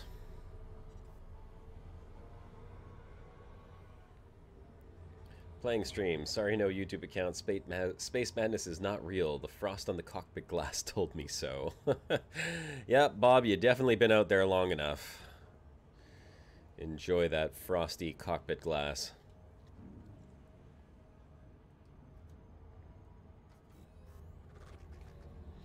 What about Bob? Maybe Bob the Goid was there disguised. Yes, Bob left his Thargoid brethren and jumped into a Sidewinder. Oh gosh, who was it that was doing that? There was someone way back when that was doing a, they had a little YouTube channel with some videos on there where they were pretending to be like a headless Thargoid that jumped into a commander's body before commanders had heads. I'm trying to remember who that was now. Ages ago. Ages, guys. Ages.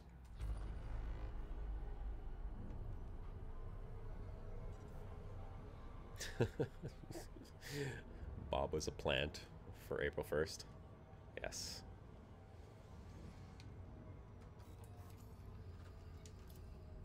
What do we got here? Nothing. Bob was stealing my ringed ammonia world tag. That's what he was there for. He just came for the tags.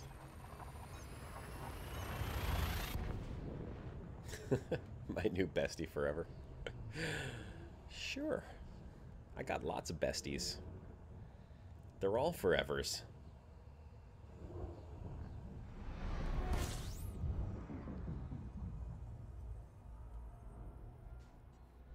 Besties never leave you.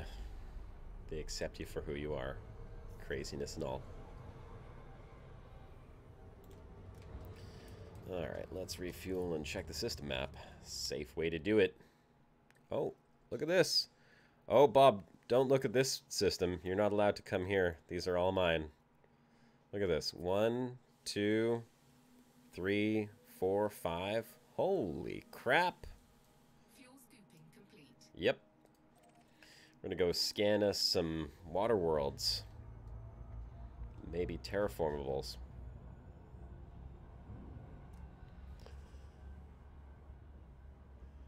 Bob the bastard. Oh no, Bob, you're not a bastard. I think that was kind of fun, actually. Bumping into someone way, way out here. Yeah, there was a ringed ammonia world. You know, I guess when people are like, oh, congrats, you found a ringed water world, or a ringed Earth-like, or a ringed whatever. Congrats. There's no congrats in it. It's just a matter of time. Jump enough, you'll eventually see one too. I mean, what's the point of getting your name tagged on one?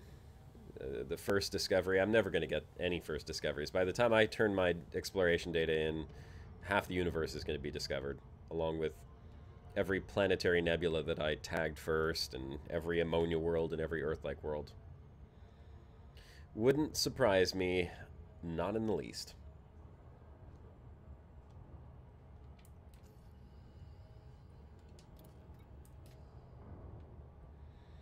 But let's go scan some of these and get some money. Probably spend the little last leg of the show here making some money off this system. Yeah, you know, I don't remember if I've seen any ringed Earth-like worlds. I've certainly seen ringed water worlds. Maybe one ringed Earth-like. I think you really have to look for the right type of stars. Some stars have better chance of Earth-like worlds in them.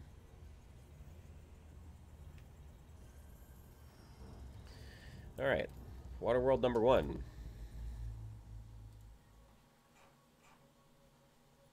This one here, water world, looks like it, or a terraformable.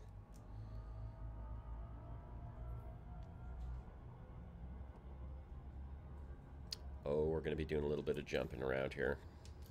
I feel it. I feel it in my bones. This one is 200,000 light seconds out for 2 water worlds. Yeah, that'll be the end of the stream right there, ladies and gents. Go put our names on that. Nobody can stop me. You can't stop me. I'm doing it. Simple as that. Ha! Hey, Dove. How you doing?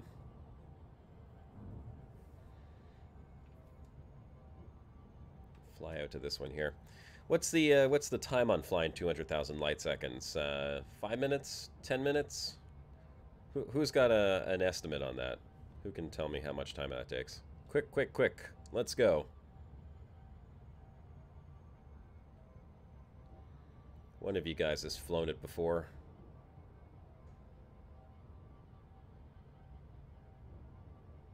Nine, 20, 8 minutes. Just have time to get in there for the last scan.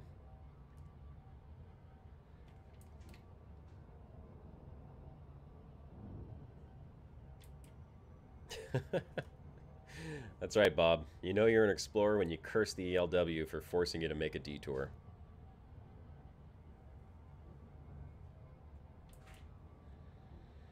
We'll just go scan this one here and set myself to autopilot while I fly over to those last ones.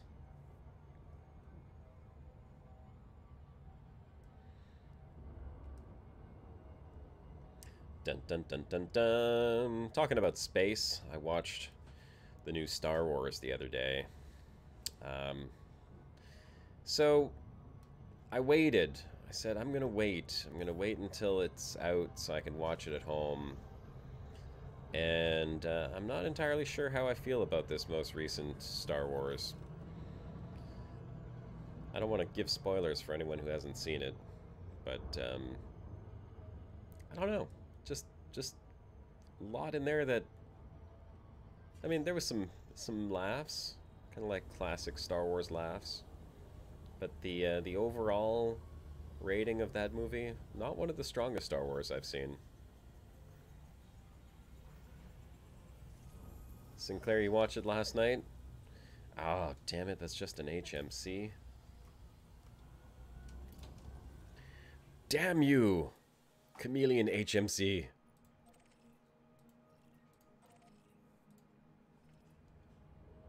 Alright, let's point ourselves in that direction. And fly away. Fly, fly away. Better than the first 3? Yeah, the humor did feel a little bit forced. Dances with Trolls. At least no Jar Jar, says Theo Bauer. Yeah, that's true. Vader is Luke's father. Oh, God! Why? Why did you have to go there? Okay, so does anyone in chat care about spoilers on that? Because, I mean, I don't know. There's a reveal about who the girl's parents are, and it's not particularly impressive. I was expecting it to be like, they worked it up to be something so big, like, oh, who are her parents, and then fizzle. That was kind of the weak point for me. But, I don't know. It was okay, I suppose. Left with more questions than when I started. Yeah. Well, Kilikev, I won't spoil who her parents are. Just gonna say it was a bit of a fizzle for me. Certainly a fizzle point.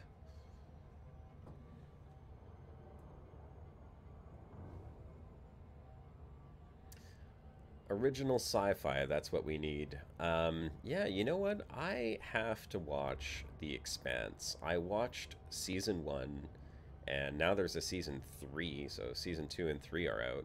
And I have not watched that, and The Expanse was amazing. I mean, talk about, like, original sci-fi, with real sci in the sci-fi. That was really cool what they did with The Expanse. Was her dad Jabba? Okay, well, I'll give you this much. No, it wasn't Jabba. Okay.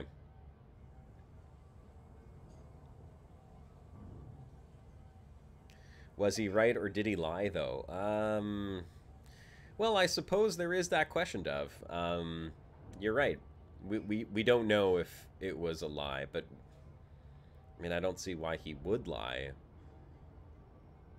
At first, I was starting to think, oh my god, maybe him and the girl were like siblings or cousins or something, but I think they kind of killed that idea.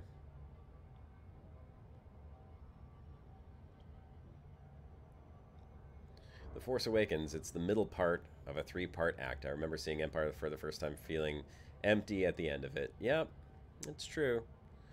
It's true. It is the middle part of a 3-part act, so I guess we will have to see where it goes with part 3, if they'll wrap it all up, or if they're going to leave it open for more story. They did show they showed a trailer for, what is it, Solo? The new Han Solo story? A Star Wars story? That looked kind of cool. The new Han Solo movie when he's a young Han Solo. I like that they're doing that. I like that they're putting in sort of these Star Wars movies that aren't really the Star Wars story. They're kind of spin-offs. A couple of them have been really great. Solo looks like it could be interesting. A little disappointed that they killed the game that was supposed to be tied to the Star Wars franchise as well, though. Heard they were developing like a game, I think, if I'm not mistaken. Oh, what the hell was it called? It was like the name of a planet or something. But, yeah, I don't remember. But it was supposed to be like, you were going to play a bounty hunter, I think. And they killed that, or they shelved it. So I don't know if that's a permanent shelving or if they're going to bring it back and continue work on it. Dove, take it easy, bud. Thanks for dropping in. Powerhouse? It's Powerhouse? 6 a.m. Oh, he made it. Oh, good job. Sorry, I missed that comment earlier, Powerhouse. I was kind of staring off into the void. Congrats on making Trade Elite. And take it easy, Dove. Good to see you. It's all good. We'll be wrapping up here in just a second. I don't think I'm going to make it the other 150,000 light seconds in the remaining 1 minute and 20 seconds anyhow. But I will continue flying over there to get my tag on those 2 water worlds, because nobody's here to tell me not to do it. Star Wars is suffering from the whole too many cooks spoil the broth syndrome. Yeah, a little bit. It is a little bit. But you know what? It's a franchise that shouldn't die entirely. There's great story elements there, and I do say I mean I'm happy that they've rebooted the universe for the new generations, because some people watch the old Star Wars and they're like, oh, this is crap, just because it looks really old, you know, even with the new CG and everything that they've put in there.